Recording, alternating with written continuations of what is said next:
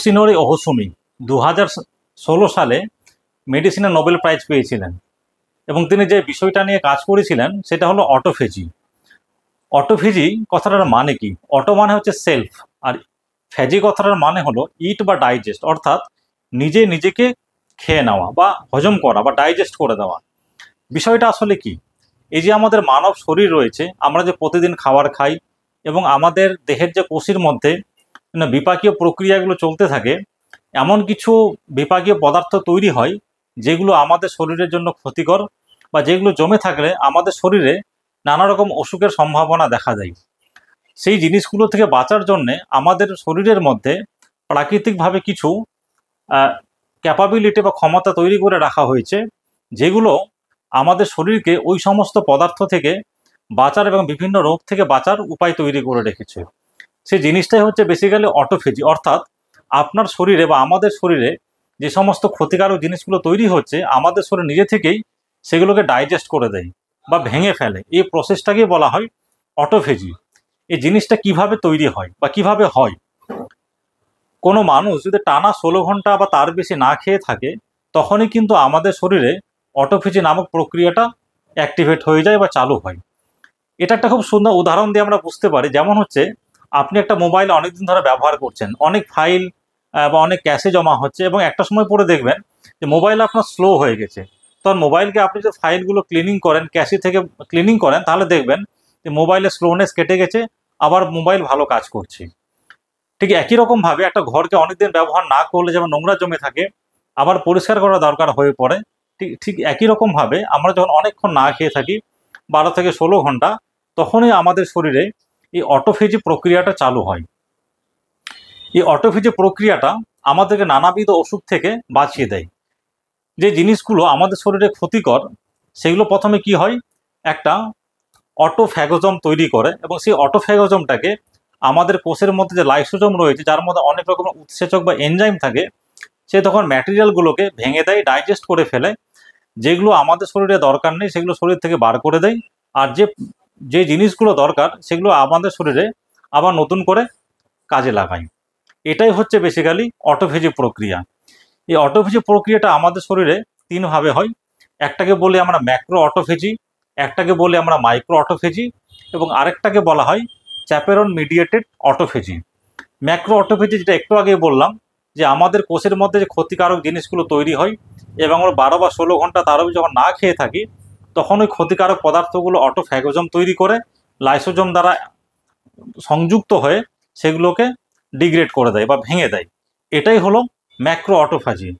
এবং মাইক্রো অটোফেজিতে কি হয়, যে লাইসোজোমগুলো ওই সেলের মধ্যে যে ম্যাটেরিয়ালগুলোকে ডাইরেক্টলি এনগাল্প করে ডাইজেস্ট করে দেয়। আরেকটা হলো চ্যাপেরন মিডিয়েটেড অটোফেজি, যেখানে চ্যাপেরন নামক প্রোটিন এই প্রসেসটা করে থাকে।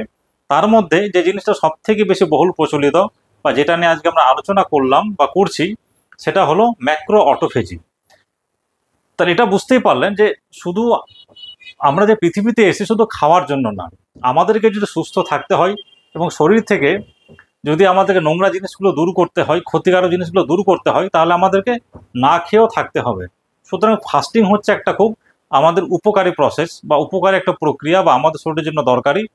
তাহলে যদি আমরা সারাদিন হয়তো আমরা 8 ঘন্টার মধ্যে খেলাম আর বাকি 16 ঘন্টা আমরা খেলাম না, এটা যদি মাঝে মাঝে করি, এই জিনিসটাকে এখন সায়েন্সের ভাষায় বলা হয় ইন্টারমিটেন্ট ফাস্টিং।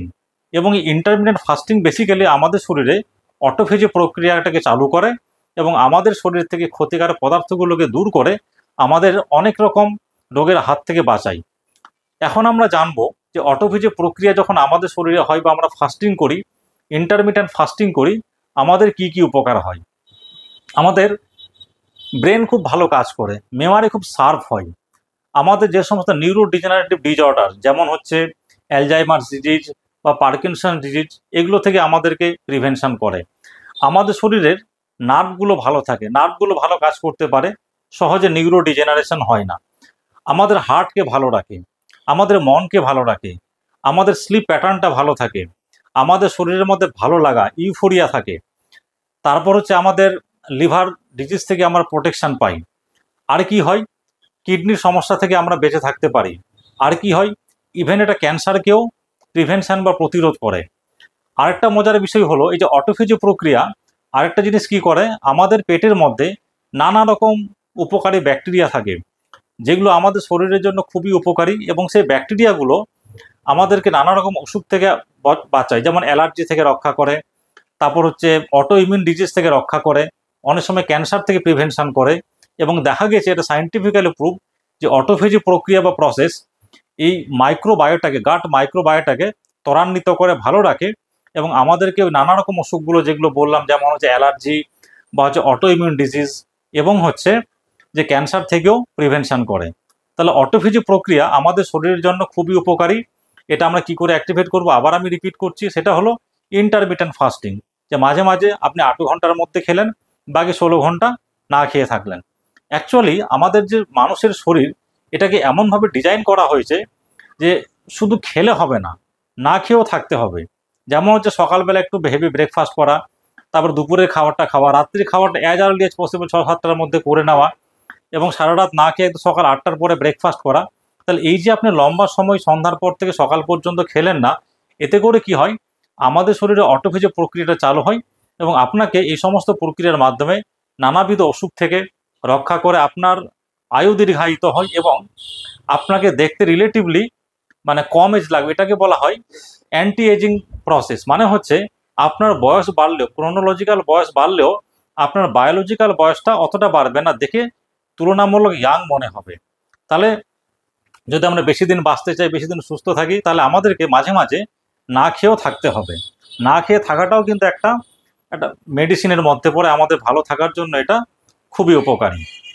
সবশেষে একটা কথাই বলবো যে শুধুমাত্র এত অটোফেজি প্রক্রিয়া দিয়ে আমরা কোনোদিন ভালো থাকতে পারবো না। মানে হচ্ছে যে কেউ যদি ইন্টারমিডিয়েন্ট ফাস্টিং করে আর সে যদি ভাবে তার ব্রেনের কোনো অসুখ হবে না, হার্টের কোনো অসুখ হবে না, কোনোদিন ক্যান্সার হবে না, কোনোদিন অ্যালার্জি হবে না, কোনো অটোইমিউন ডিজিজ হবে না, বা বয়স বাড়বে না, এটা কিন্তু একেবারে ভুল ধারণা। এটা একটা প্রসেস মাত্র, কিন্তু আমাদেরকে লাইফস্টাইলের অন্যান্য দিকগুলোও দেখতে হবে, যে স্মোক না করা, তারপরে পলিউশন ফ্রি এনভায়রনমেন্টে থাকা, ভালো খাওয়া।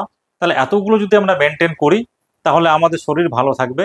তাহলে ফাস্টিং হচ্ছে একটা উপকারী জিনিস, এবং এটার জন্য যে সায়েন্টিস্ট আমি নাম বললাম তিনি 2016 সালে নোবেল প্রাইজ পেয়েছিলেন, ইয়োশিনোরি ওহসুমি।